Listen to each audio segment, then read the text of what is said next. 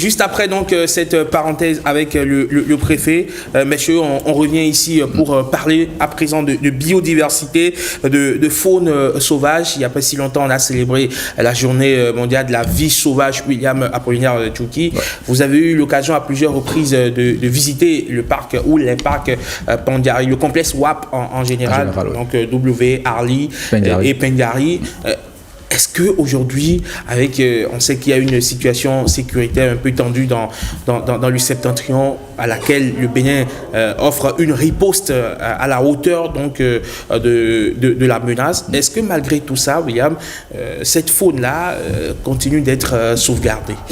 Alors, cette biodiversité. Ouais, il faut dire quand même que bon, enfin, je ne vais pas donner une période pour que les gens pensent que voilà, c'est seulement avec ce gouvernement que les actions sont menées.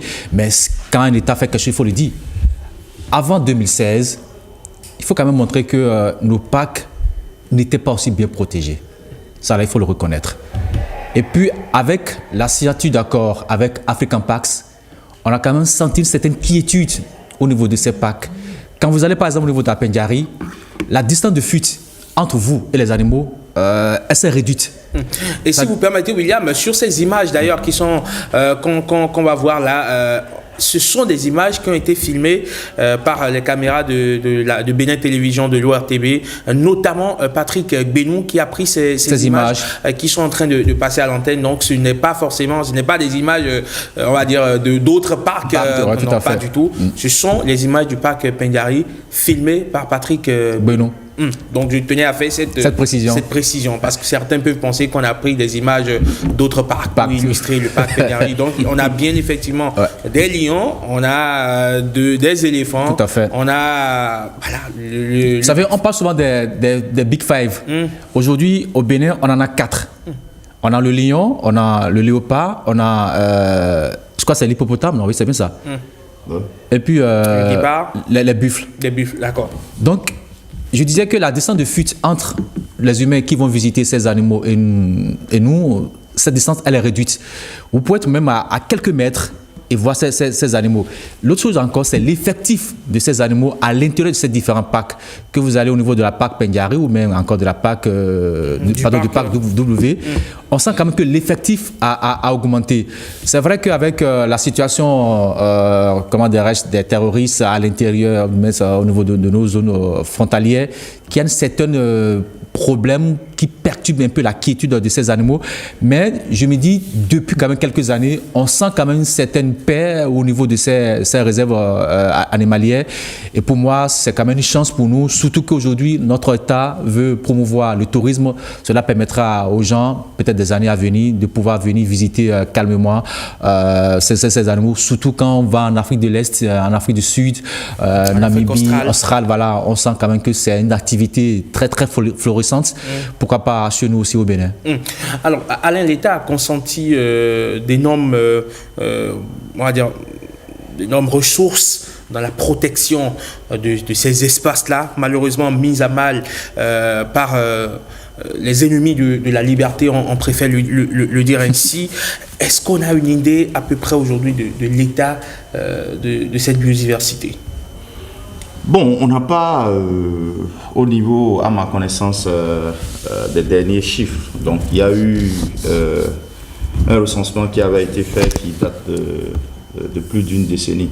Donc, or, avec toutes les mesures prises ces dernières années, on a un certain nombre de mammifères qui ont refait leur surface et tout, notamment le guépard. Donc, on s'est complètement disparu, mais qui est revenu. Donc, parce qu'auparavant, le Bénin était classé au 4e rang des pays, au plan mondial, des pays où on avait le plus de trafic illicite d'animaux. Est-ce que vous voyez? Et 25% donc des produits d'animaux qu'on retrouve au niveau donc, des marchés provenaient des aires protégées. Est-ce que vous voyez? Donc ça veut dire que avec le commerce illégal au niveau des marchés, il y a une étude qui a été faite. Les gens sont allés dans les marchés et ils retrouvent des carcasses d'animaux. Et la plupart de ces carcasses d'animaux, nous avons des mammifères. Et après, on a des reptiles et en plus des oiseaux. Et le Bénin non seulement était au niveau des marchés locaux, il y avait cette vente illicite, mais également le Bénin était considéré comme un pays de transit. Donc il y a une étude de M. Bac Kouchouro, par exemple, qui montre que effectivement ce commerce illégal là était florissant.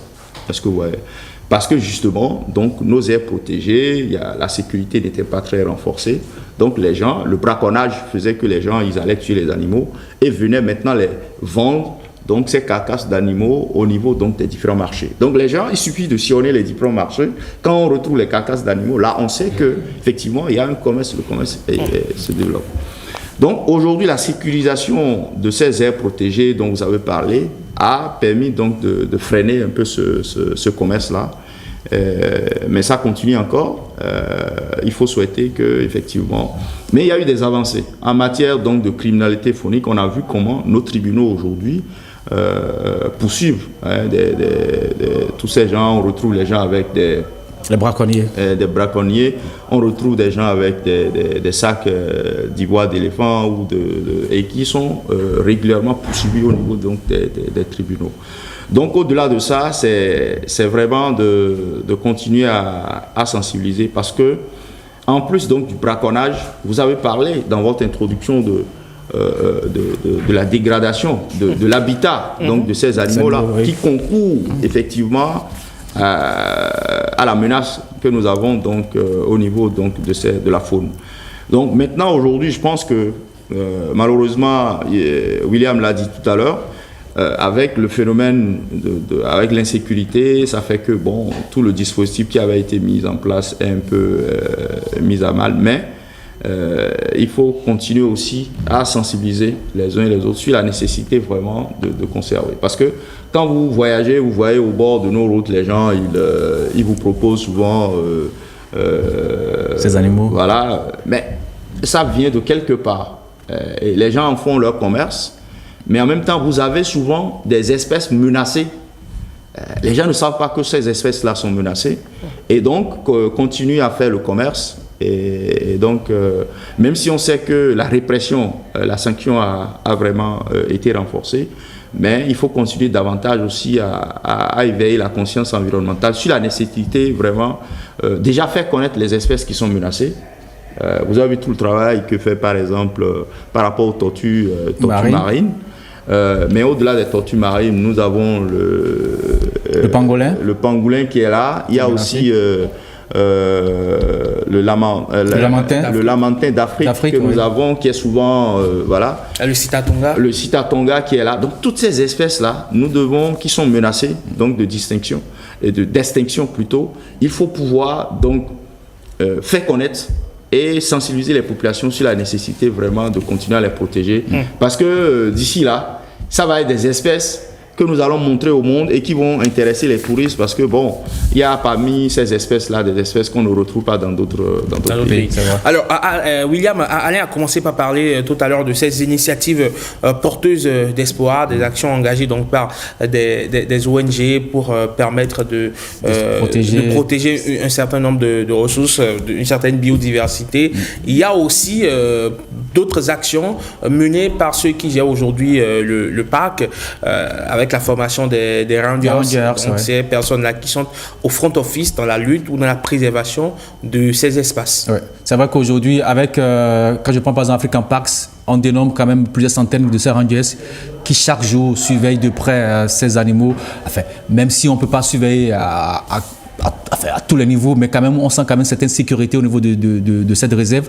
À part cela, cette ONG a aujourd'hui quand même acquis des aéronefs qui leur permettent quand même de surveiller même en l'air ces animaux. On peut même les baguer, surveiller, voir leurs déplacements, aller de telle réserve à une autre. Tout à l'heure, vous avez parlé de complexe WAP, W, Ali, Pendjari. Donc, on peut suivre un peu le déplacement de ces animaux au niveau de ces différentes réserves animalières.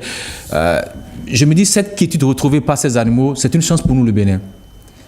la menace au niveau de Burkina Faso, la menace au niveau du Niger, ces animaux se disent, alors, si on revient au Bénin, on a la quiétude. Donc, moi, j'aurais voulu que cette quiétude retrouvée dure dans le temps. Je veux aussi quand même que la paix revienne au niveau des frontières des autres pays pour que ces animaux trouvent cette quiétude.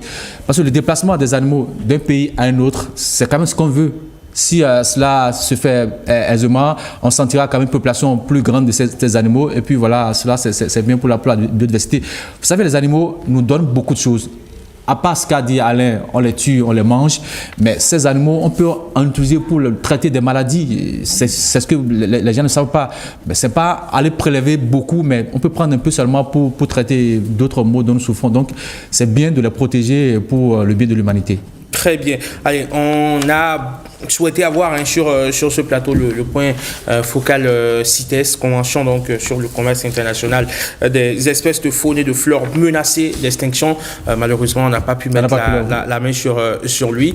Ce sera sans doute pour une autre fois. Il va nous lister toutes ces actions qui sont menées dans le sens de la préservation de cette faune sauvage-là qui fait aussi la fierté du Bénin. Merci beaucoup à vous, William. Merci également à vous, Alain, pour toutes ces réflexions. On se retrouve mardi prochain si tout va bien. On a encore quelques rendez-vous à tenir, notamment avec William Touki qui va nous parler tout à l'heure des héros de la planète. C'est une initiative portée par de jeunes gens qu'on va découvrir tout à l'heure. On vous parlera également du rassemblement des Agodjies. De quoi s'agit-il?